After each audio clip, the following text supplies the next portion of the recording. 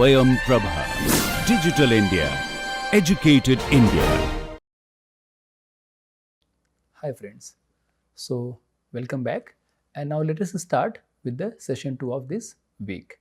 So in the session 1 we already understood that there are distinctions among the perceived and the induced emotions, and both the type of the emotions can be represented or modeled by different categories, different ways, and two most popular models are the categorical models and the dimensional models, right? So let us start with the categorical models.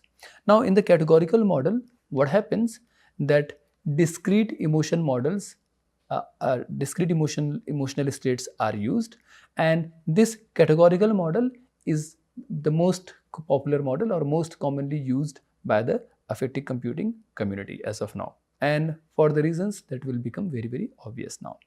So first thing, that the categorical model of emotions, they are very easy to understand, and hence they are very easy to represent as well. So basically what this categorical model of emotion is, that it describes exactly what we use. It describes the emotions in exactly the same way in which we use it in our everyday lives, that is using only a single word. So what it does, it simply uses a single word to describe the emotions that are there. So that describes our affective states, and this particular view of describing the emotions using the single word or using the words that are commonly used by in our everyday lives has been used by this right starting from the Darwin's age, which is when he gave this paper on the Darwin's evolutionary view of emotions, where he described his evolutionary view of emotions, where he said that emotions are basically what can be used, what can be described in the single word, or what can be described by what the people are using in their day-to-day lives. Now among this categorical model of emotions also, then there are different ways in which the categorical models of emotion is also implemented, and the one that is again very popular among these categorical models of emotion is the one that is given by the Paul Ekman and Friesen in 1971, where what they said, that they recognized there are 6 basic emotions, and these 6 basic or discrete emotions together constitute can be treated as a one categorical model, right? So basically, of course, Paul Ekman made it popular or popularized with respect to the facial expressions, but nevertheless the idea was that these are the basic 6 emotions using which any more complex set of emotions can be represented. So the basic 6 emotions that Paul Ekman popularized or proposed were happiness, anger, disgust, sadness, anxiety, and surprise, right? And in his later papers, he also recognized contempt as a 7th basic emotion, and altogether the idea is that these 6 or 7 basic emotions, they represent most of the emotions that we experience in our day-to-day lives, but more importantly, even if there are complex emotions, they can be constituted with the help of these basic emotions, right? Now the biggest advantage of these models or this representation of emotions is that from a computational perspective, these models are very easy to implement. This becomes discrete classes from a machine learning perspective, and hence there are different, if there are, we are talking about 6 basic emotions, then we only will have to deal with the 6 classes of classification, and hence it becomes very easy for a classifier or for a machine learning model to deal with these type of modeling. And similarly, not only for the machine learning models, also even for when you want to collect the ground truth, it's very easy for the end users or the users to provide the ground truth in terms of these basic models, because it's very easy for them to describe whether they are feeling happy, whether they are feeling sad, whether they are feeling scared, or so on so forth, right? So hence it becomes computationally very easy. But one problem that is there in the model is that even though it talks about some basic emotions, and even though Paul Ekman and the other researchers, they hypothesize that the complex emotions such as shame, pride, guilt and all that, they can be constituted with the help of these basic emotions, but it remains unclear how the relations between these discrete states can be modeled, right? So basically, for example, it is not very clear that, for example, in the case of the pride, should there be, what exactly will be the elements of the basic emotions? Maybe there is a bit of happiness, maybe there is a bit of maybe there is a bit of happiness, maybe there is a bit of surprise, anxiety, or whatever element you can think of, right? But the problem is, most importantly, whatever you can think of, first it will be a bit harder to justify, as you rightly saw. And the other thing, in what quantity they will have to mix up so that you come up with the notion of the pride, right? So it becomes really hard and difficult to model the relations between the discrete states. Other problem that is there with the categorical models, that there is a lot of inconsistency. And when I say the inconsistency, what it means that the basic emotions themselves are not agreed upon among the researchers. So for example, while the Paul Ekman and the researchers, they have hypothesized the 6 and later the 7 basic emotions, in another paper, Paul Ekman and his team also hypothesized about 12 and the 14 basic emotions. And then there are different researchers, those who talk about 8 emotions, 10 emotions, and so on and so forth. So this is a very, very big source of criticism, that the basic set of emotions are not agreed upon. So first thing, that we do not agree, the researchers do not agree what exactly are the basic set of emotions. And the other problem is that how these basic set of emotions are related to each other and can be used to model more complex emotions. So I hope that the categorical model of the emotion is a bit clear. Now the problem with the categorical model, the psychologists, they have a lot of problem with the categorical model of the emotions. So basically, psychologists, what they believe mostly, that this using a single word to describe an affective experience is not correct. And because the emotions themselves are very, very complex, and hence they have to be represented in terms of some dimensions, underlying dimensions that are enabling those particular emotions. And for the same reason, based on the same hypothesis, this dimensional models was proposed. And in this dimensional model, as you can see in the figure on the right, that there is a 3D numerical vector which denotes the location of any space, which could be, for example, there is an emotion here. So then you can see that there is a dimension as valence, there is a dimension as arousal, and then there is another dimension which is known as the dominance. So basically, it is known as the pleasure, arousal, dominance. So basically, it is known as the pleasure, arousal, dominance,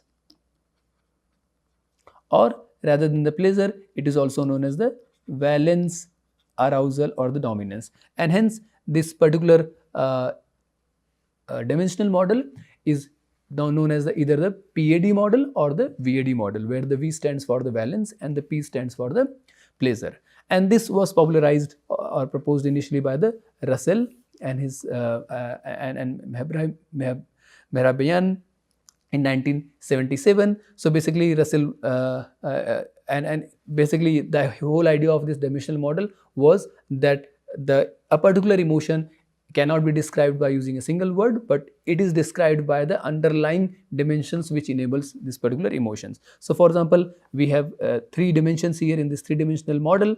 So first dimension is the pleasure or the displeasure scale. So basically, this is the pleasure or the displeasure scale. Of course, on the right side you have the pleasure, and on the left hand side you have the displeasure. So basically, what it measures exactly on this pleasure or the pleasure and the displeasure scale, it measures the pleasantness or the positivity of an emotion. Rather than saying that what exactly is the emotion, what you want to say, what is the positivity that is associated with a particular emotion. So for example, if you talk about an emotion of happiness, right, and then there is, for example, an emotion of anger, of course, it is very easy to understand that more positivity is associated with the happiness and less positivity or maybe no positivity is associated with anger. And hence, for example, when we talk about the pleasure or the displeasure scale, the happiness could be lying on the right hand side while the anger could be lying on the left hand side on this particular pleasure valence scale, right? So this is the first dimension of this model. The second dimension is the arousal scale that you can see on the y-axis. So basically on the y-axis you can see that this is the arousal scale. Now in the arousal scale you have to be careful and pay attention here. The arousal dimension, commonly it represents the intensity or the energy that is associated with a particular emotion, right? So for example, the more the intensity is there, the more the arousal is there in the emotion, the more the energy is there in a particular emotion, the more is the arousal of that particular emotion, right? So for example, if I take two examples of the uh, um, there is one emotion, let's say we call it there is one anger emotion again we can take, and then again there is an emotion that we can take as a, let's say we can take as the happiness itself, right? So basically if we talk about the anger and the happiness also, so again you can have angerness with low intensity as well, you can have the angerness with the high intensity as well, right? So basically let's say, while on the lower side, bottom side, let's say, of this scale you will have the low anger, on the higher side you will have the high anger, right? Because there is going to be higher. Similarly for the happiness also you can say that lower happiness can be there on the lower scale, lower side of this arousal dimension, and then the higher happiness can be on the higher side of the arousal dimension, right? So this is what is the arousal scale. There is the oftenly used third dimension which is known as the dominance. So this particular dimension that you are seeing here, basically this is known as the dominance scale, and this is also known as the dominance or the submissiveness scale. So basically this dominance scale, what it represents the nature of the emotion, whether the nature of the emotion is controlling or whether the nature of the emotion is the dominant, right? So basically or is submissive. For example, whether the nature of the emotion is dominant or whether the nature of the emotion is submissive, contrary to each other. So for example, again if you take the example of two emotions, we can take the example of, let's say, let me just clean this a bit. So for example, if you take the example of fear, right, and another example you can take is of the anger. Now what do you think, that as an user you feel more dominant when you are scared, or you feel more dominant when you are angry, right? So the answer is, of course, you feel more dominant when you are angry, because when you are angry you have more intention to take an action. You do not feel the submissiveness, you do not experience the submissiveness in that particular emotion. For the same reason, fear, when it comes to the dominant emotion, it will lie on the left side of the scale, while the anger will lie on the right side of the scale. So the more dominance is there in the emotion, the more the emotion can be represented on the right side of the scale, right? So I hope that these three are clear. So basically this is what becomes your P or V, this becomes your A, this becomes your D. So this is how it becomes the pleasure arousal dominance or the valence arousal dominance. So PAD or the VAD, these two are equally commonly used in the literature, so do not get confused with PAD or the VAD model.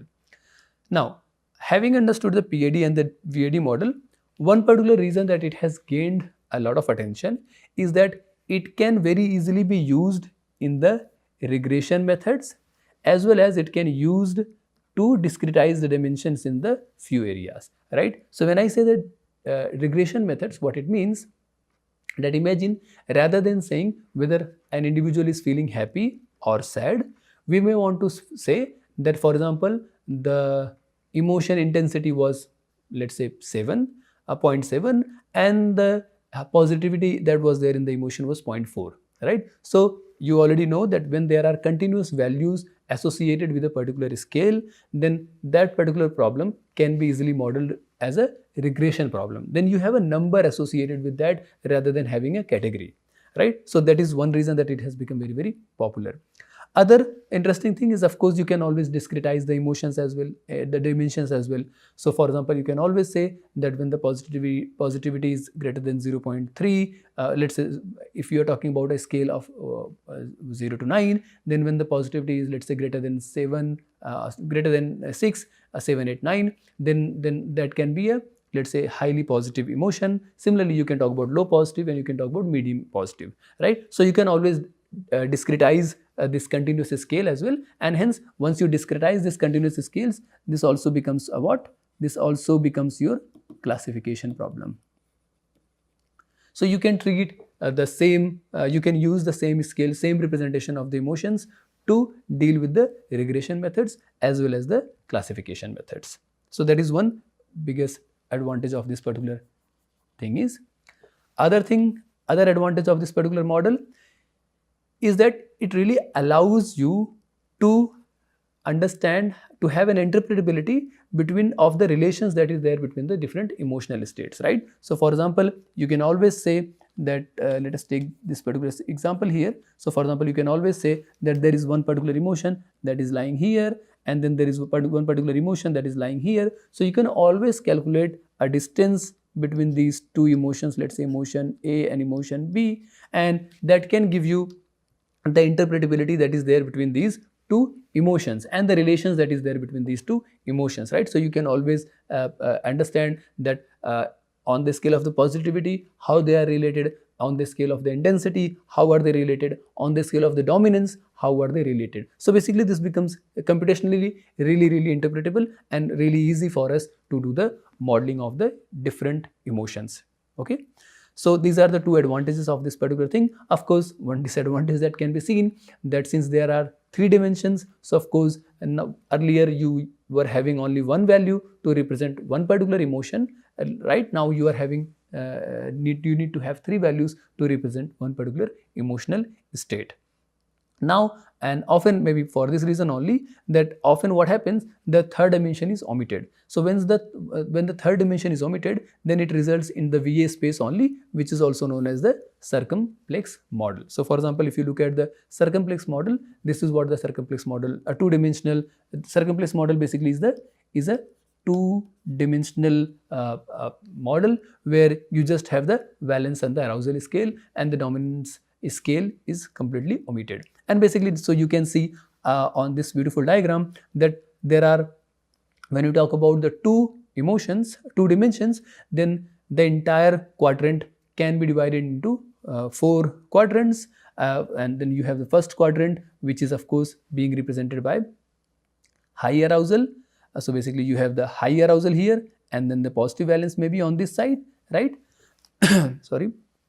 And then in the second quadrant, you have the high arousal and the negative valence. Similarly, you have the low arousal and the negative valence in the third quadrant. And in the fourth quadrant, for example, here you have the low arousal and you have the positive valence. And then of course, you can see for some of the representative emotions that are there. So for example, so for this reason, when we omit one particular dimension, it results into the 2-dimensional model, and which is known as the circumplex model.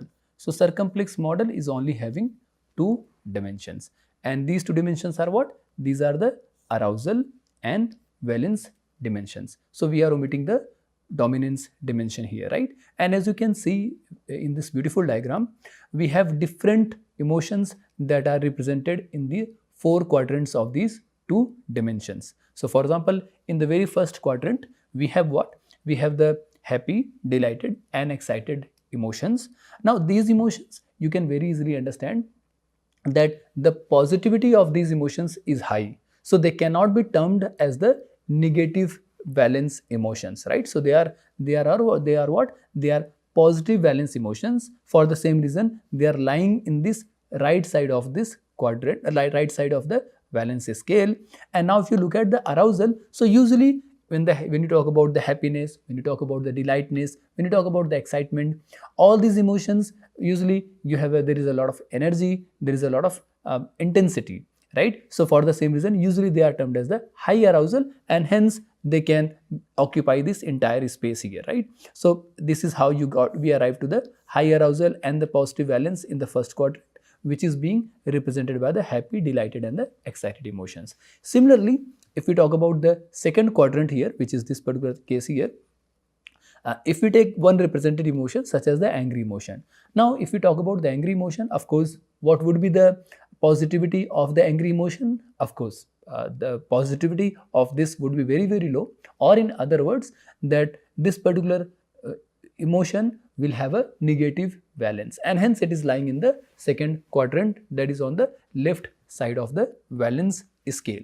Similarly, if you talk about the arousal state of the angerness, of course, usually the arousal is that what is the type of the energy or the intensity that is there. So usually when you have the angerness, the energy can be high, energy can be low as well, nevertheless. So but when you put it somewhere here, it means what you are representing, that there is a high arousal that is associated with the angerness. Of course, there is no less arousal here. Of course, when we are representing anger here, it means what we are saying, that anger is having high arousal. Similar thing goes for the tense.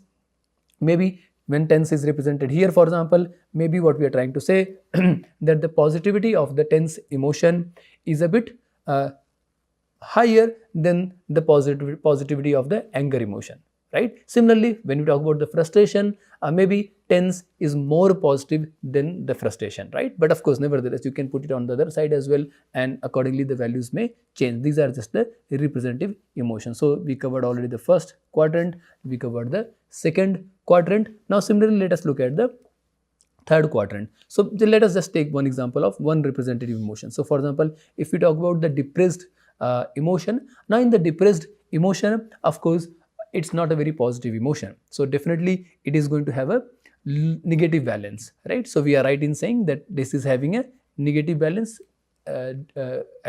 being represented by putting it in the third quadrant. Similarly, if we talk about the arousal, when you have the depression, of course, the intensity or the energy that is associated with the depression can be high as well.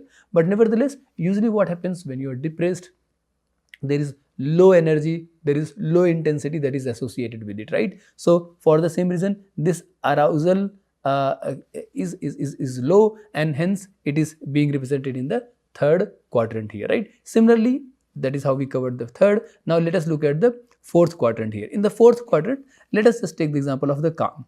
Calm is a very beautiful emotion. Now in the case of the calmness, if you look at the arousal of the calmness, the intensity is going to be low, right? There is not going to be much energy in the calmness, right? So basically what you will have, you will be in a very relaxed state of mind. So there is not going to be much energy. But definitely, if you look at the valence or the positivity associated with this particular emotion, it is going to be it is definitely going to lie on the positive side, and for the same reason, it can very well occupy a space in the fourth quadrant here, right? So that is how we have calm, relaxed and content, these kind of emotions in the fourth quadrant. So that is how this circumplex model is used, which is a two-dimensional model, and it is very fairly popular and commonly used model where we have omitted the dominance. Now, having used only seen this circumplex model, now the question that may arise, okay, this is fairly good model, and for the same reason actually it is commonly used also. Now, but is there any advantage of using the D dimension, that is the dominance dimension in this PAD or the VAD model? So to answer that, let us look at two different emotions. Let us see how the fear is characterized, for example. So for example, the fear can be characterized definitely by having a negative valence, and the arousal, depending upon what is the amount of the energy that is associated in the fear, it can be low or high, right? So basically this is how the fear can be easily characterized. Now let us look at the anger emotion. If you look at the characterization of the anger emotion, of course, the valence of the anger is also negative, right? It cannot be positive. And if you look at the energy that is associated with the angerness, or the intensity that is associated with the angerness, can also be low or high, right? So basically you can be very angry or you can be less angry as well, and for the same reason the arousal can be low or high. So what happens now, if you look at these the characterization of the fear and the anger on this two-dimensional scale, then there is not much difference here, and that is where it can be confusing. So we are not able to differentiate the emotions that are overlapping in the two-dimensional space. So for the same reason, what we do, let us now see what happens if we include the D, that is the dominance emotion. So please remember here that the D stands for the dominance, right? Now in the case of the fear, what will happen? Of course, our valence will remain negative. Our arousal can be low or high. But when we look at the dominance of the fear emotion, in the fear emotion, usually the individual who is experiencing the fear emotion is submissive, right? So for the same reason, the dominance can, on the dominance scale, it can be described as submissive. Now, if you look at the anger, of course, the valence is the negative, arousal is low or high.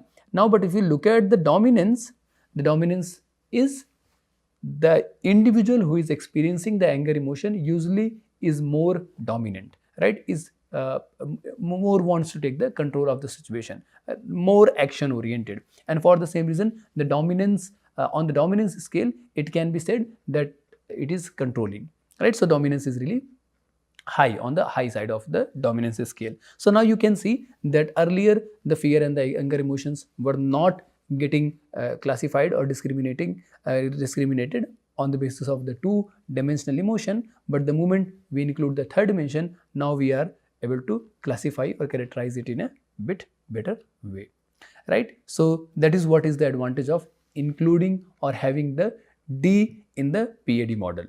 But for most for our common purposes, most of the time what we do, we simply omit the D dimension and we simply operate in the two dimensions of valence and arousal to represent the emotions, right? And when say the emotions, both the type of the emotions, the perceived emotions as well as the induced emotions, right? Perfect. So now we have already understood that how the emotions are represented and what are the categorical and the this dimensional models of the emotion, right? Now with that, let us try to look that what are some of the problems associated with this, because of this, the way we represent the emotions, the way we understand the emotions in the traditional affective computing research or the domain. So first thing that we have to understand, most of the time what happens when we talk about the human emotions, when the affective computing community talks about the human emotions, they talk about the emotions that are sort of emergency emotions and that are stimulated by some intense or more importantly instantaneous stimuli, right? But the problem is that that is not how the human emotions are exactly stimulated. Of course, you may see some lion, you may see some bear, for example, or you may see a very beautiful interface and you feel happy about that, you feel good about that, so that is all fine. But many times what happens that this process of the emotion is stimulated by an accumulation of continued weak stimuli over a period of time. What it means? That it means, for example, if you are feeling tense, then what happens that you are not just feeling tense because you just saw something at the moment. It may have happened that over the period of time you have been encountering several tenseful situations, and because of that, now what is happening that your general baseline state has become kind of a more tense than normal, and whenever you are encountering a particular stimuli that is kind of acting as a trigger, then you are feeling very tense about it. So that is one particular problem, that in the affective computing community and in the research that we have seen in the affective computing so far, most of the time when we talk about the human emotions, we are talking about the emotions which are emergency emotions and which are stimulated by the instantaneous stimuli, but we fail to take into account the effect of weak stimuli over a longer period of time, or how the emotions are accumulated over a longer period of time. Of course, there are several reasons that we have not been able to do so. One simple reason, can you think of any reason about it? For example, one simple reason could be, which is of the resources as well. Definitely, in order to understand an individual's emotion over a longer period of time, you need to be able to monitor the emotional state over a longer period of time, right? And this is where it all becomes very, very resource intensive. So it is rather easy to make you listen a music, for example, and see what is your response to listening that music. But let's say if you want to understand that how you have been responding to the different musics that you have been listening over a period of 1 week, then definitely you will need lots of resources. You will need lots of different ways in which you can monitor the this response, and you can see that in what way, at what points, what instances the individual is listening to the music, and so on and so forth. So that is what the one particular problem here is, that here what happens, that it becomes very, very resource intensive. So that is what we have to remember.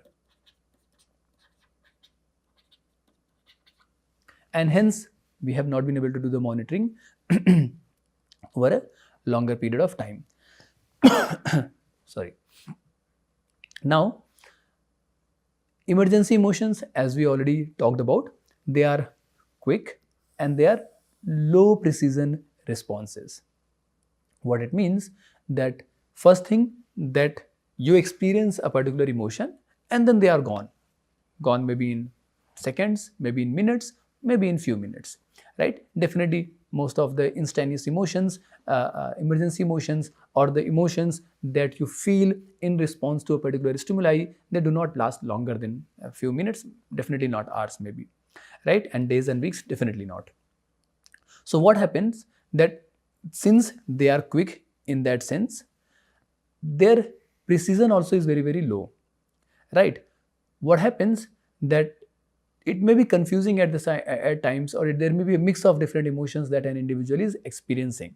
So what happens, that the precision oriented affective computing that we have been using, its computational complexity becomes too high to handle these kind of emergency emotions. What it means, that if we want to understand accurately that what is the emotion that individual felt in response to a particular stimuli, then we will have to be very, very precise. We will have to be seeing, we need to be able to see that, okay, at what particular time, for example, the stimuli was presented, at what particular time, for example, the music was presented, or the listener started listening music, and within how many seconds, for example, the emotion started getting manifested in the user's response, and more importantly, what exactly was that particular emotion. So what happens here, that you need to create a system that is computationally very, very powerful, and hence the computational complexity of the system should be very, very high as well, in order to handle these kind of emergency emotions, right? So this is other problem, that the computational complexity demand is very, very high. Now third, and definitely not the one of the most important problems as well, which is what, that the human emotions are very, very personalized, right? What it means, that when we say the human emotions are very, very personalized, that one thing, that they are also not only influenced by the stimuli that the individual is experiencing, but each individual, they have their own set of different beliefs, desires, intentions, background, context, so on and so forth. And for the same reason, the emotions of different individuals excited by the same stimulus can be different.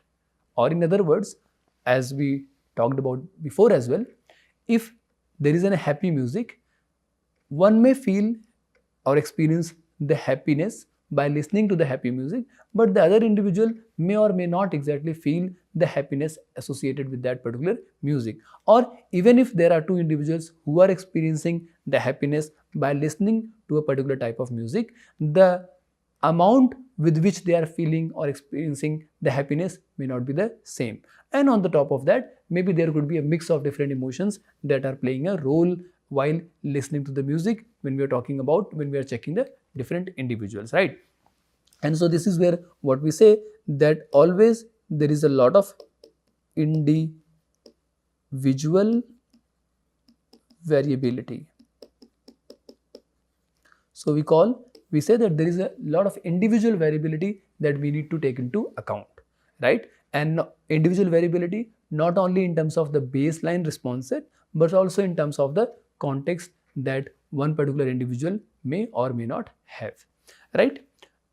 Perfect. So now this is what was the now we talked about briefly we talked about some of the problems that are there in the traditional affective computing approach, and nevertheless all these problems, they are not easy to tackle, they are not easy to address, but in order to tackle them, in order to understand them, we definitely need better understanding of the emotions and better understanding of the individual variability, and of course computationally more powerful, not only the hardware but also more powerful the methods or the softwares and the algorithms to help us achieve this in an efficient manner, right?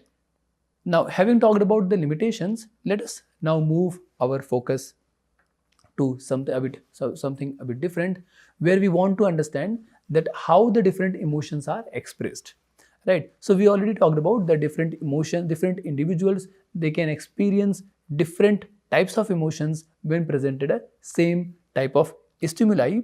Now here we want to talk about something that is a bit related but at the same time bit different. So what happens that there are different basic emotions, and different basic emotions are characterized by different facial expressions, or for that matter Ekman showed that different basic emotions are characterized by different specific set of facial expressions, but nevertheless a single set of facial actions or a single set of facial behavior or facial muscles can also become different emotional expressions in different contexts, right? So for example, without getting confused too much, if you look at this beautiful diagram that Paul Ekman's group has created, now we can see the facial expressions of individuals in case of enjoyment, for example, in case of sadness, for example, in case of fear, anger, disgust and contempt.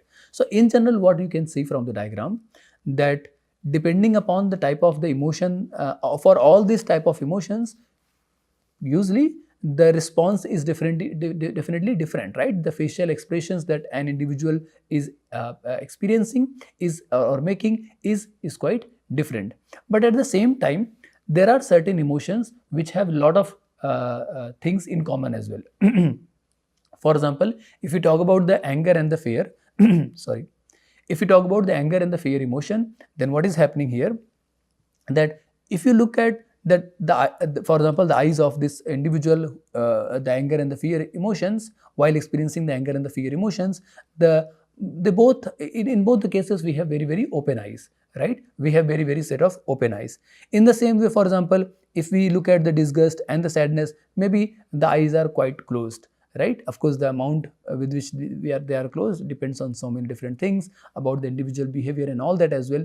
But nevertheless, in general, in anger and the fear, we have open eyes. In the disgust and the sadness, we have closed eyes. So this is what the Ekman first hypothesized and proved, that different emotions are characterized by different facial expressions. But then came Barrett, and what Barrett said, at the same time, different emotional expressions in different contexts can have lot of similarity also between same, and then there could be a single set of facial actions that can represent both in different contexts, right? So for example, in this case, the set of facial actions that we're talking about is the opening of the eyes or the closing of the eyes, right? So here we need to understand a bit more about what we mean by the specificity of the emotions.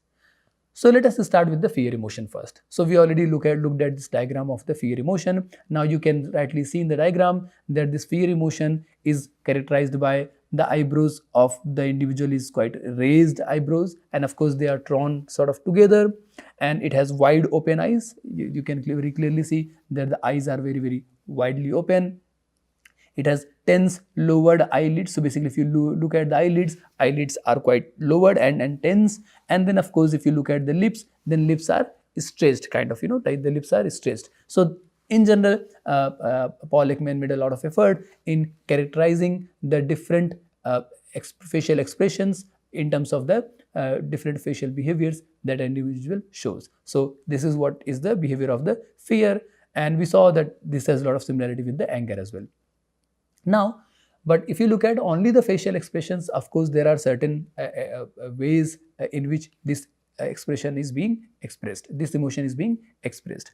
Now, the same emotion of fear can also be expressed in other physiological responses as well. So, for example, it has been found that an activation has been found within the frontoparietal brain regions, right? So what we mean by the frontoparietal, so basically this is the front, this is the parietal. So basically frontoparietal brain regions, an activation has been found. At the same time, a broad pattern of sympathetic activation has also been found. What do you mean by the sympathetic activation? It relates to the cardiovascular activities, right? So basically there is a lot of cardiovascular activity that has been found in case of the fear emotion, which includes, for example, reduced heart rate variability. Similarly, in the case of the fear emotion, numerous or increased skin conductance responses has also been found, and we have also seen larger EMG activity in case of the fear emotion than in comparison to the anger emotion.